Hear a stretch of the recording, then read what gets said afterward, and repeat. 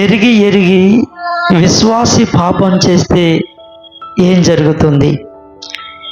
యేసుక్రీస్తు దగ్గర క్షమాపణ కోరక మునుపు మనం చేసిన ప్రతి పాపము యేసయ్య దగ్గరకు రాగానే యేసుక్రీస్తులో ఇక శరీరానికి కానీ ఆత్మకు కానీ ఏ శిక్ష ఉండదు. కానీ ఒకసారి క్షమాపణ పొందిన తర్వాత మళ్ళీ విశ్వాసి గనుక పాపం చేస్తే దానిని మరణకరమైన పాపము అంటారు.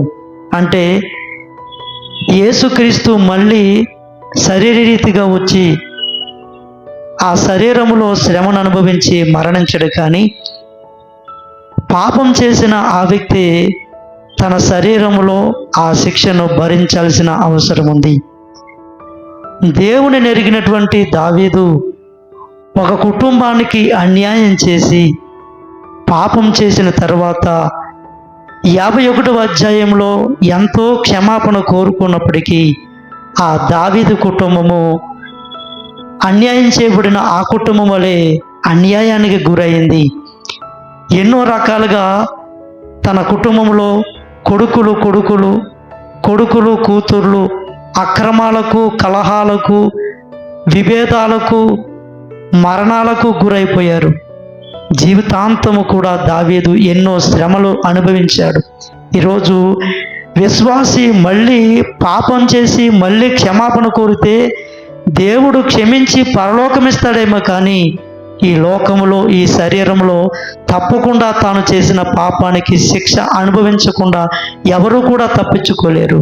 అయితే చాలామంది ఇక్కడే కన్ఫ్యూజ్ పడుతూ ఉంటారు.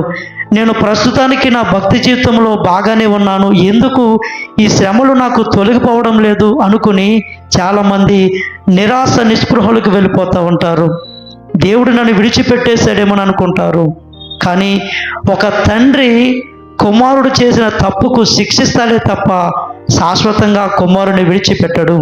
అలాగే దేవుడు మనల్ని క్రమశిక్షణ చర్యలు తీసుకొని ఎలాగైనా పరలోకం తీసుకెళ్ళడానికి శ్రమ వచ్చినా, కరువు వచ్చినా, హింస కలిగినా, బాధ కలిగినా, ఏమి వచ్చినప్పటికీ కూడా దేవుని ప్రేమ పరలోకం చేరేదాకా మనల్ని ఎన్నడూ విడవదు.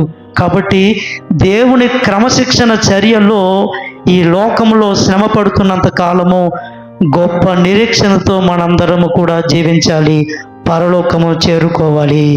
హల్లెలూయా, ఆమేన్.